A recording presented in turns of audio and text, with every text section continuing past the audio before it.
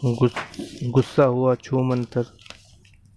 जैसे ही गर्मियों की छुट्टियां शुरू होती है, रोहन के दादा दादी दिल्ली से भोपाल आ जाते हैं।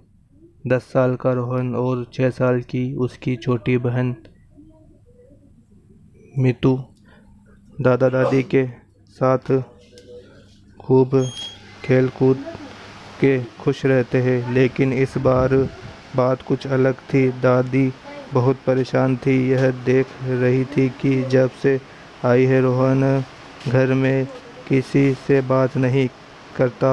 आज तक कभी ऐसा नहीं हुआ। एक दिन दादी ने बड़े प्यार से रोहन से पूछा, बेटा तुम आजकल इतने परेशान क्यों रहते हो? सुनते ही उनका उसका चेहरा क्रोध से तमतमाने लगा। चिल्लाकर बोला, परेशान न हूँ तो क्या करूँ दादी, आपको क्या बताऊँ। मैं और मीतू कुछ मांगते हैं तो मम्मी पापा थपाक से मना कर देते हैं। कभी काम चल अभी कहते हैं कि अभी काम चल रहा है, बट या बड़े हो जाओ तब ले लेना। अपने फ्रेंड्स के पास देखो कितनी चीज़ें हैं, लैपटॉप, गेम्स। हमारे पास दिखाने को तो कुछ होता ही नहीं। कंजूस है मम्मी पापा, कंजूस। दादी हक्की बक्की रह गई। इतना शांत दिखने वाला बच्चा अपने मन में कितना आक्रोश भरे बैठा है। यह ठीक बात नहीं। दादी ने रोहन से अपने अपने पास बिठाकर बड़े धैर्य से समझाया। रोहन, सभी माता पिता चाहते हैं कि उनके बच्चों को उनकी पसंद की सब चीज़ें लाकर दे, परंतु उनकी भी मजबूरी होती है। रोहन तपाक से बोला। कैसी मजबूरी? दादी बोली, पैसे की मजबूरी। तुम्हें तो पता है कि वस्तुएं खरीदने के लिए पैसों की ज़रूरत होती है। तुम्हारे माता पिता अनावश्यक वस्तुओं पर पैसा खर्च ना करके भविष्य के लिए बचत करते हैं। विशेष रूप से तुम्हारी पढ़ाई के लिए वे चाहते हैं कि तुम्हारी और मीतू की आगे की पढ़ाई पैसों की वजह से कभी ना रुके। तुम्हारी और तुम्हारे दादा की अनावश्यक या आ सकने वाली मुसीबतों के लिए उन्हें बचत करनी पड़ती है। माता पिता अपने बच्चों को खर्चे गिनवाते नहीं हैं, लेकिन बिना सोचे समझे उन्हें कंजूस कह देना, यह उनसे नाराज़ हो जाना ठीक बात नहीं। बात काटते हुए रोहन बोला, उनके खर्चे हैं तो मैं क्या करूं? मैं तो अभी बच्चा हूं, मैं पैसे कमाने तो जा नहीं सकता। दादी फिर बोली, बिल्कुल ठीक कहा तो नहीं कमा तो नहीं जा सकते, पर बिना ज़रूरत की वस्तुएं की जिद ना करके माता पिता को दुखी होने से तो बचा सकते हो ना। रोहन को बात कुछ कुछ समझ में आ रही थी।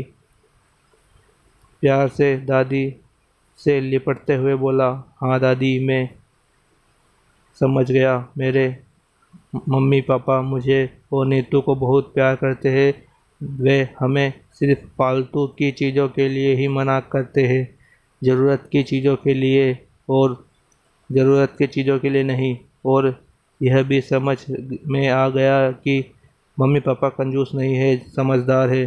दादी यह देखकर बहुत खुश हुई कि रोहन का गुस्सा छूमंतर हो गया।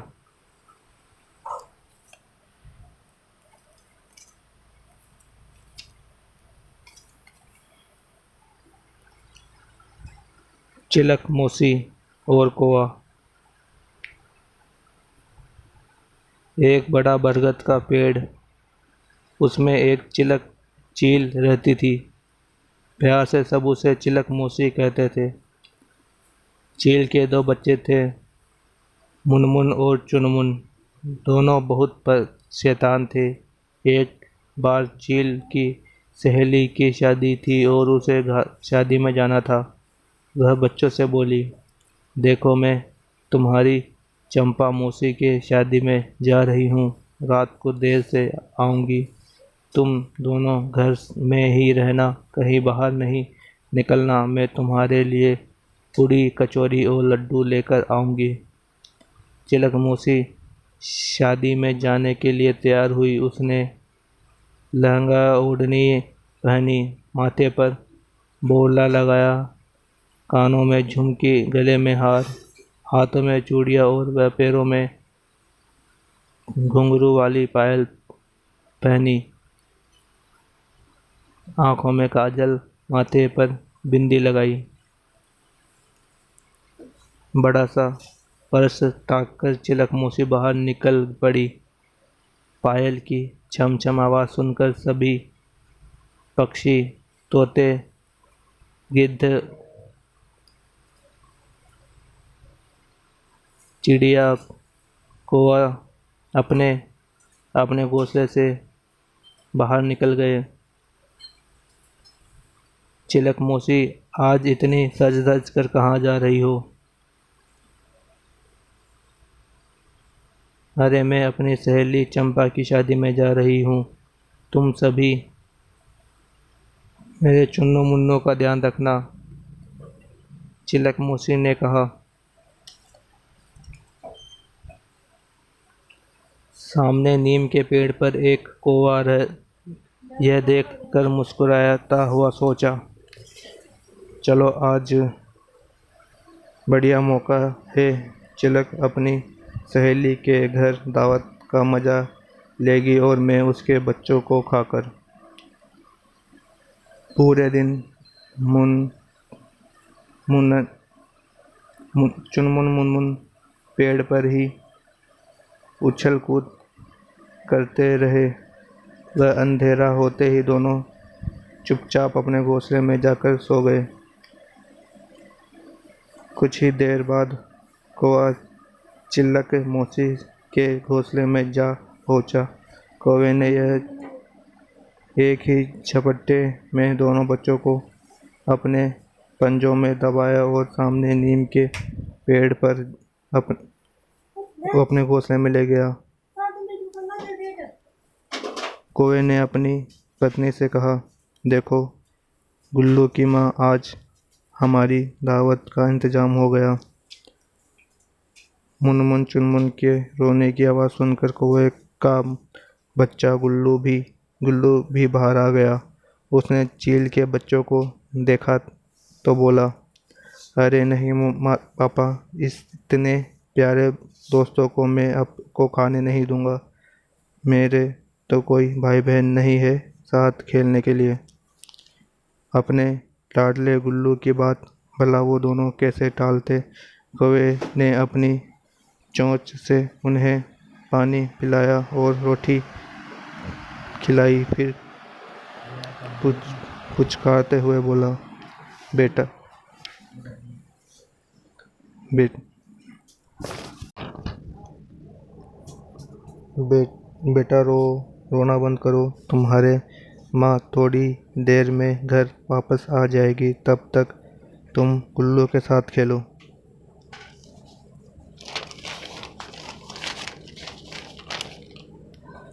रात को अपनी सहेली के यहाँ से चिलक भी वापस लौटकर अपने घोंसले में आई और आवाज़ लगाते हुए बोली, अरे बेटा मुनमुन और चुनमुन, देखो मैं तुम्हारे लिए क्या लेकर आई हूँ। घोंसले से जब आवाज़ नहीं आई तो उसे चिंता होने लगी। पूरी सब्जी वही छोड़कर चिलक कुकड़ू मुर्गे के पास छम छम करती हुई बोली, कुकड़ू, तुमने मेरे बच्चों को क्या देखा क्या? मौसी, मैंने तो नहीं देखा, चलो गिद्ध से पूछते हैं। छम छम करती हुई चील गिद्ध के पास गई और बोली, क्यों गिद्ध भाई, क्या तुमने मेरे बच्चों को कहीं देखा? मौसी, मैंने तो नहीं देखा, तुम हीरामन तोते से जाकर पूछो।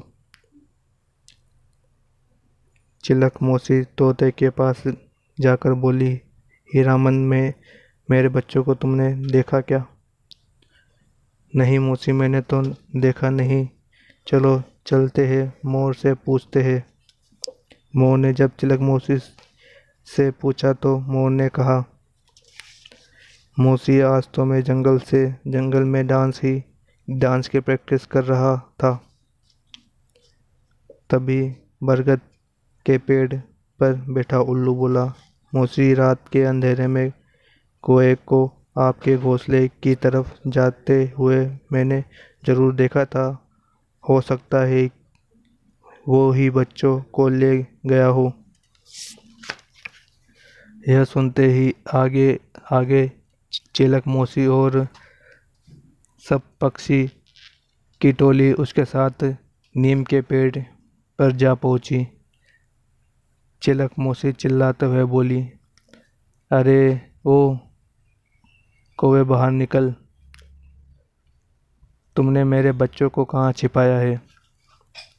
चिलक की तेज आवाज़ सुनते ही घोंसले से दरवाजे को खोला। थोड़ा सा खोलते हुए कौवा डरते हुए बोला, नहीं मौसी, मैं तो घर से बाहर ही नहीं निकला। मेरे तो आज सुबह से ही पेट दर्द है। तभी नहीं, आज तो मैं घर से बाहर निकला ही नहीं। तभी मुन्नू के अपनी माँ की आवाज़ पहचान ली और वो उछल कूद करते हुए बाहर आकर बोला, माँ, मैं यहाँ अपने दोस्त गुल्लू के पास हूँ। मामा हमें यहाँ ले आए थे।